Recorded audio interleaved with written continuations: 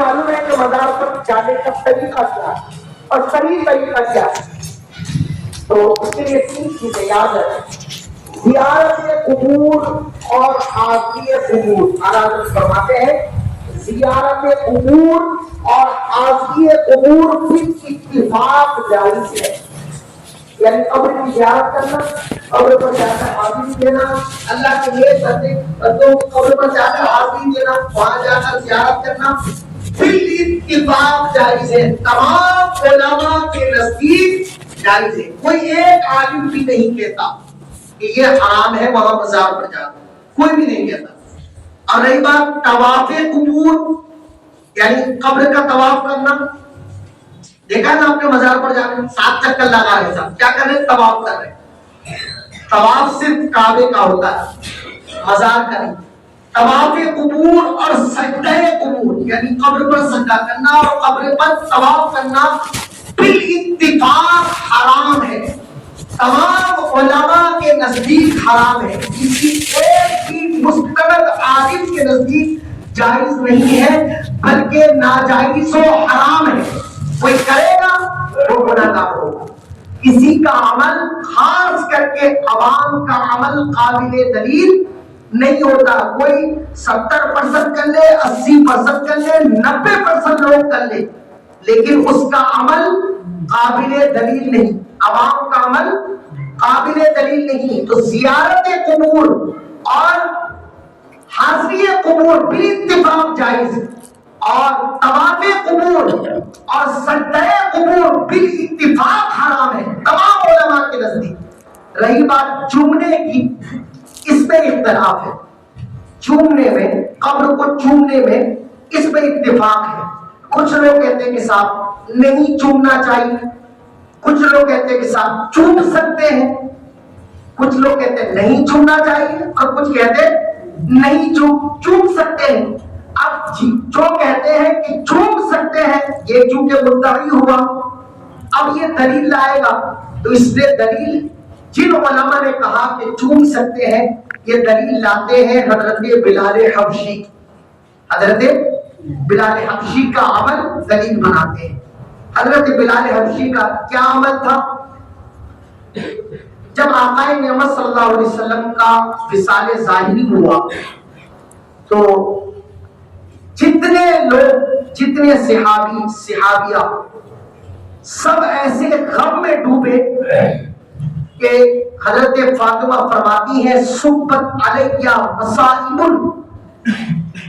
لو انہا سبت علی الایام سرنا لیلا.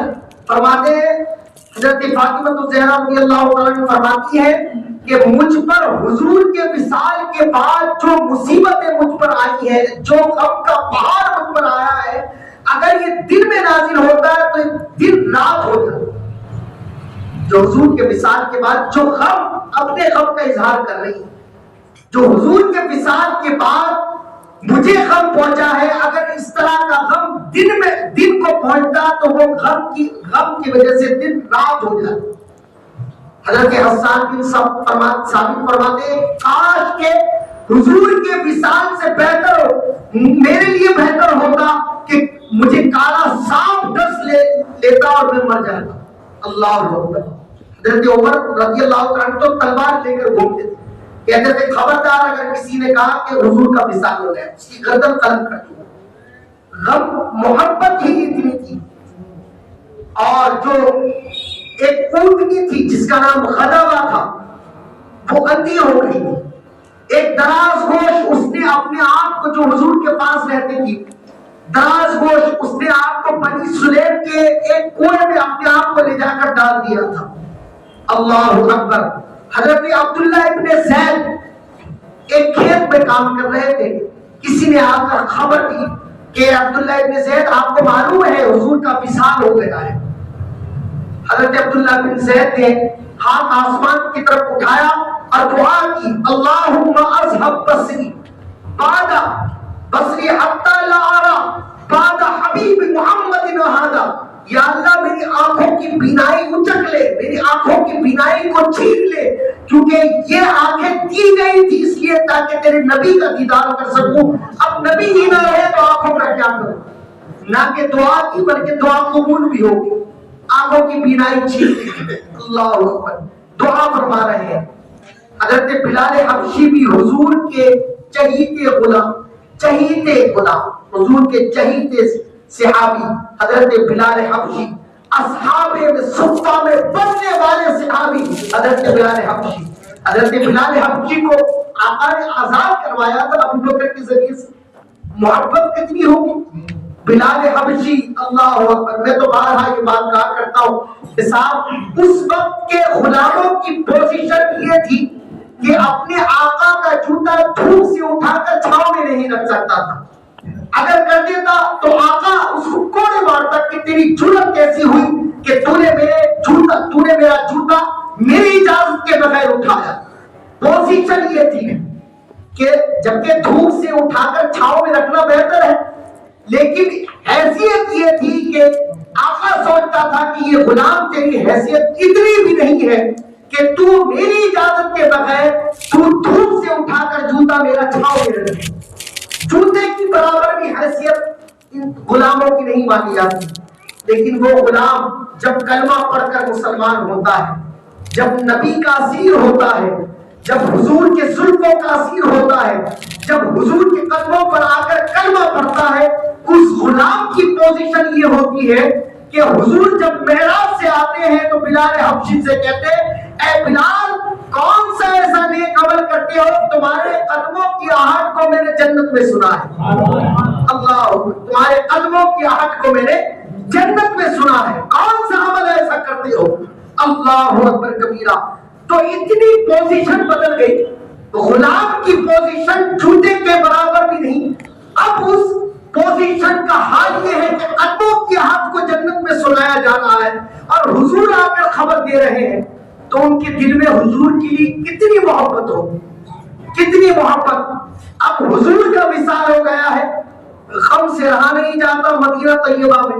ہم بھی کرتے ہیں ایسا کہ جب غم زیادہ ہو جائے لوگ کہتے ہیں صاحب ہجرت کر لیجیے، کچھ گھوم کر آ جائیے کہیں باہر سے دل ٹھنڈا ہو جائے، تھوڑا باہر سے آ جائے دل ٹھنڈا ہو جائے۔ تو بلال حبشی بھی جب حضور کا وصال ہوا تو دل غم زدہ تھا، چلے گئے مدینہ منورہ سے ملک شام چلے گئے۔ اچانک ایک دن رات میں حضور کا خواب میں دیدار ہو گیا۔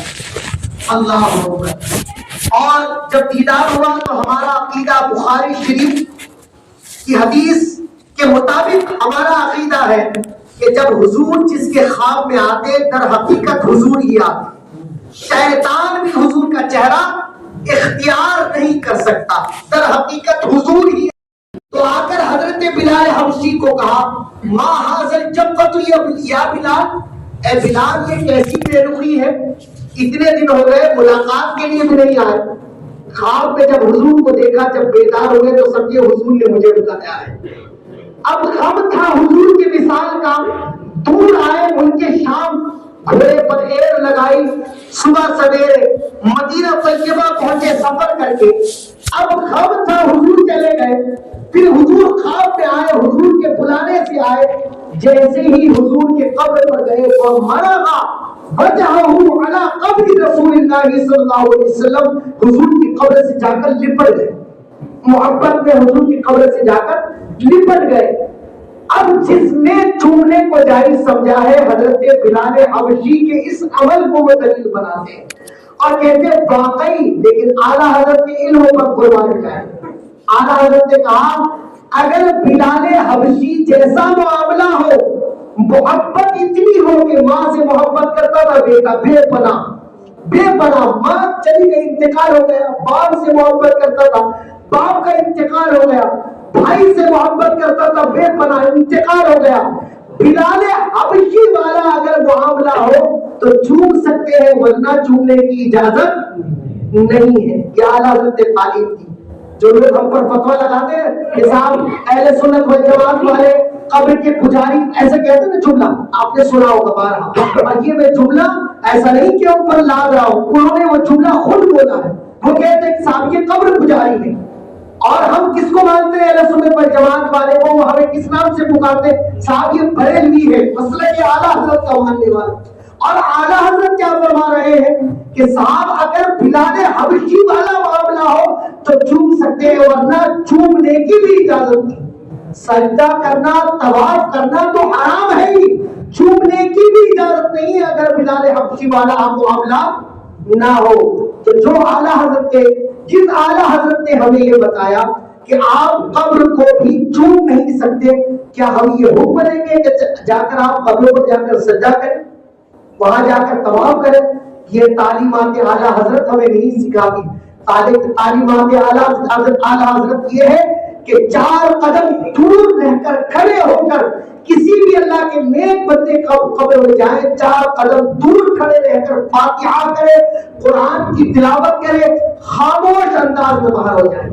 اور کسی اللہ کے نیک بندے نے بڑا اچھا جملہ کہا اگر کسی بھی اللہ کے نیک بندے کے مزار پر جانا ہے تو اس طرح سے جاؤ جیسے وہ زندہ تھے۔ تو زندہ جب ہوتا ہے کوئی اللہ کا نیک بندہ یا بندی، کوئی بھی اگر کوئی عورت ہے تو وہ کوئی کسی متقیہ کے پاس جائے، یا کوئی مرد ہے تو وہ اللہ کے نیک بندے کے پاس جائے، تو کیا جا کر اسے لپٹ جاتا ہے؟ نہیں، بلکہ ادب کیا ہے کہ بندہ ادب میں دور کھڑے ہو کر ہاتھ باندھ کر کھڑے ہو جاتا ہے۔ تو جس طرح تم زندے میں رہنے میں ان کے ادب کے ساتھ ادب کے دائرے میں رہ کر دور کھڑے ہوتے تھے اور یہ سوچتے کہ نہیں ان کے قریب نہیں جانا ہے، تھوڑا دور رہنا ہے، اسی طرح ان کے وصال کے ساتھ بھی ایسا ہی معاملہ کرنا چاہیے، وصال کے بعد بھی ایسا معاملہ۔ تو یہ تعلیمات اعلیٰ حضرت ہمیں سکھاتی ہے، اور ان سے ہم محبت کرتے ہیں تو ان کی تعلیمات پر بھی ہمیں عمل کرنا چاہیے، صرف اس مسئلے پر نہیں بلکہ ہر مسئلے پر، کہ کس طرح سے اعلیٰ حضرت نے ہمیں تعلیم کی ہے۔ جی جس اللہ کے نیک بندے سے آپ محبت کرتے ہیں، جس بھی اللہ کے نیک بندے سے، آپ غریب نواز سے محبت کرتے ہیں، غریب نواز ہجرت کر کے دین کی تبلیغ کے لیے، اسلام کو پھیلانے کے لیے حضور کے حکم سے اپنا چین چھوڑ کر انڈیا آئے، بھارت آئے، اور یہاں آ کر آپ نے اپنے تلوار کے بیس پر نہیں بلکہ تقوی اور طہارت کی بیس پر اس ہندوستان کو فتح کیا۔ تقوی اور طہارت دیکھا لوگوں نے آپ کی پرہیزگاری دیکھی، آپ کی پرہیزگاری کو دیکھ کر لوگ کلمہ پڑھنے لگے۔ 90 لاکھ لوگ مسلمان ایسے نہیں ہو گئے، آپ کے تقوی اور طہارت کو دیکھ کر مسلمان ہوئے، آپ کی پرہیزگاری کو دیکھ کر لوگ مسلمان ہوئے۔ تو ہم غریب نواز کے دربار میں جاتے ہیں، دربار میں جانے سے زیادہ ہمارے اوپر لازم ہے کیا ہم ان کی سیرت پر، ان کے بتائے ہوئے تعلیمات پر ہم عمل کرتے ہیں؟ اگر نہیں کرتے تو ہمیں غور کرنا چاہیے، کیا یہ محبت صرف زبانی تو نہیں؟ اگر قلبی محبت ہوتی تو عمل تو ضرور کرتے۔ تو اس لیے جب بھی کسی اللہ کے نیک بندے کے مزار پر حاضری کرنے کا آپ کو یہ خیال آئے تو سوچیں، دل میں خیال کریں، کیا ہم ان کی تعلیمات پر عمل کرتے ہیں؟ کیا ہم ان کی سیرت پر اپنے آپ کو ہم ڈھالنے کی کوشش کرتے ہیں؟ اگر نہیں تو کہیں ایسا تو نہیں کہ یہ محبت صرف زبانی ہو گئی ہے، یہ عادت ہو گئی ہے؟